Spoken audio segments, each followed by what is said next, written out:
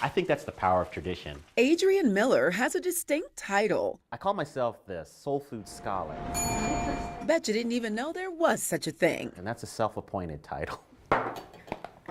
He's the perfect person to assist in the kitchen And what's on the menu? because for him, soul food is more than a flavor, it's a feeling. And to cook for someone else is an act of love. So when you make something, you're saying, I love you.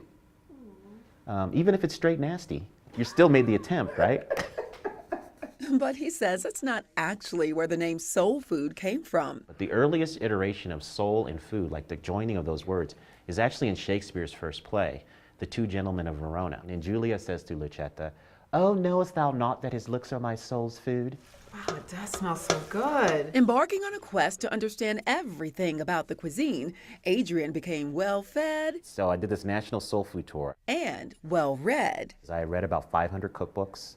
I read about 3,000 interviews of former slaves.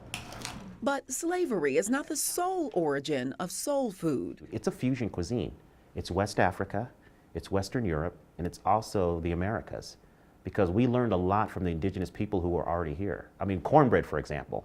Everything we know about cornmeal and cornbread came from Native Americans. Adrian has written an entire book dedicated to the stories and recipes. This is my mother's recipe. Yeah? If you actually look at the roots of soul food, it's actually quite healthy. Especially the greens. And I'm going to give you a greens test. Collard green. Yes!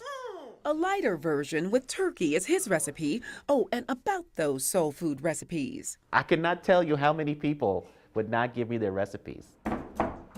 Sometimes because there may not be a recipe. So for the longest time, slaves were not allowed to read or write. The way African Americans kind of flipped that is they created a pride on being able to cook without looking at a recipe. I'm a very giving brother, so I share all of my recipes. But by the way, he's not a professional chef. He actually worked in the White House. I worked on something called the Initiative for One America. Now he researches the power of food to unify. Because when you come to the table and share a meal with someone, you know, something magic happens. And it's amazing how something like a peach cobbler can connect the present to the past. So cobbler is a part of soul food because it harkens back to slavery days. I love a lot of crust. That's my favorite thing about The it. edge of the crust, like in the corner. Oh, the corner piece?